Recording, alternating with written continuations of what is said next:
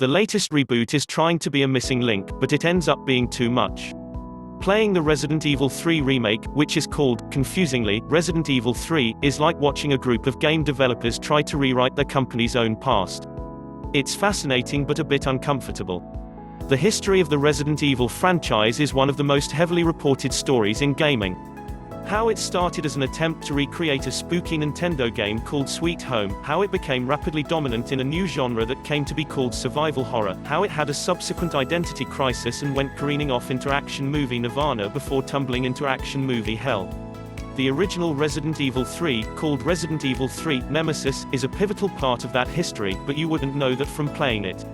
The last mainline title in the franchise to follow the design of the first game, it's an experimental but mostly familiar title, as much a side game as a main entry in the series.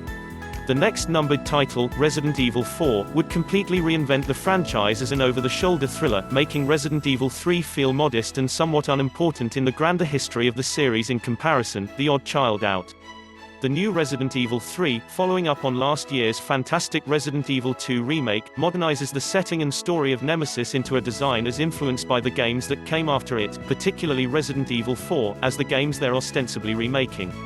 Like RE4, these games have a third-person, over-the-shoulder camera, where the player manually aims their weapons and explores environments freely.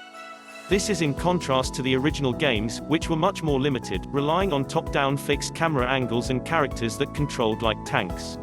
The Resident Evil 2 remake used this style to create a game that was much slower and more horror-focused than Resident Evil 4. Zombies went down slow, did a lot of damage, and existed in an elaborate labyrinthine setting instead of a more linear series of levels and set-pieces. Resident Evil 3, then, feels like an attempt to bridge the gap between the new vision of Resident Evil 2 and what would come next in the form of Resident Evil 4. Using the same story and setting as its predecessor, an escape from zombie-infested Raccoon City, starring returning series heroine Jill Valentine and a hapless private security contractor for the evil Umbrella Corporation, named Carlos, who ends up being the right man in the wrong place, it pushes the design of the previous remake in a faster, more linear, more exciting direction.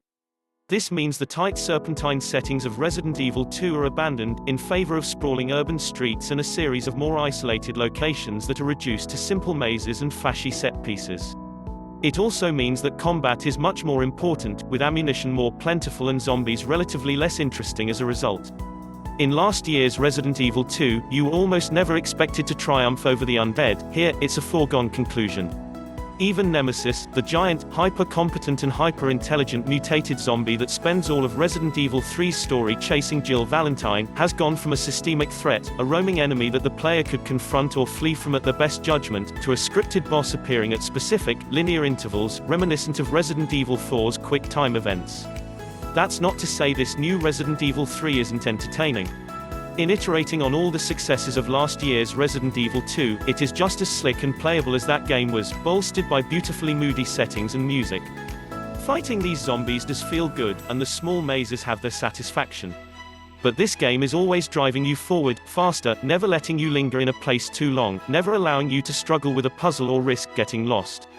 The survival horror of early Resident Evil, which Resident Evil 2's remake tried to recreate, was about navigating and taking advantage of dangerous, difficult-to-understand spaces.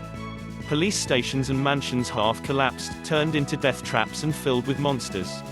Resident Evil 3 never gives you time for those sorts of joys. There are always places to be. One of the distinct pleasures of the series has always been replaying them, trying to navigate them quickly and smartly. It's a series that naturally pulls casual fans towards speed running. But the first run of Resident Evil 3 already feels like the speed run, harried and over-determined. Thanks for watching, please subscribe for more upcoming videos.